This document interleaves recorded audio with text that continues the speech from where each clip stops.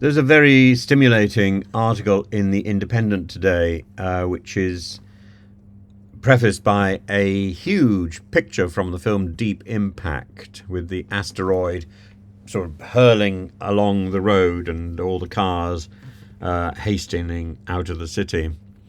And it captures a troubling reality when faced with an existential threat. Humanity seems to be too busy debating, posturing, defending territories of ego to unify to purpose.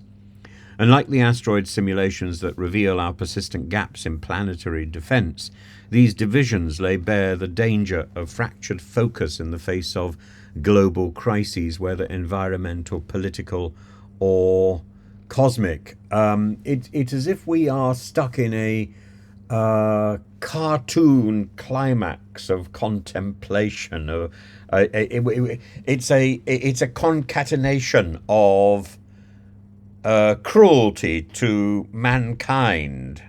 We would prefer that than safety. We prefer to stand on our dignity than to stand on our lives. And the same thing goes for nuclear threats, for engaging in active and proactive and effective peace talks in let's say, Israel or the Kremlin. When scientists and politicians gather for these asteroid scenarios, they repeatedly face hurdles not unlike the quagmires seen in the nuclear disarmament talks or peace negotiations in volatile regions. Here, hard science meets soft diplomacy, and NASA's planetary defense simulations reveal that even with all the facts in hand, real action depends on political will and cooperation, commodities in short supply, and seem to be getting in even shorter supply. Imagine the irony. We are well positioned to track, predict, and potentially deflect an asteroid, but hang-strung by funding squabbles, childish posturing about who's king of the castle, and bureaucracy.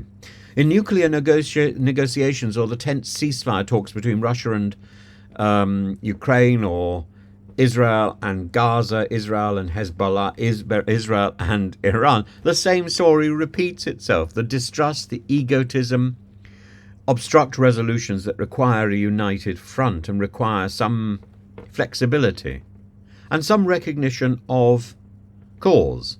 The parallels are unmistakable. Humanity has the intellectual and the technological tools to address some of its greatest threats, but it squanders these abilities in turf wars by deferring decisive action to machismo displays, to this sort of peacocking around the place, certainly cocking. And the success of NASA's, the nonsense of President Trump talking about the manhood of some prize golfer. He's more interested in that than he is in practical solutions to problems. He's a child. And this is the problem. The success of NASA's DART mission in 2022, which slightly altered an asteroid's course, I'm not sure I entirely approve of that idea, but it shows that progress is possible with resources, cooperation, and purposes directed when we work together. But while we're congratulating ourselves on this small step in asteroid deflection, the greater lesson remains. If we can't reconcile our human disagreements on issues like climate change or peace talks, then the next threat, whether from an asteroid, or an alien invasion, or our own destructiveness, may find us unprepared, not from lack of knowledge, but from lack of unity.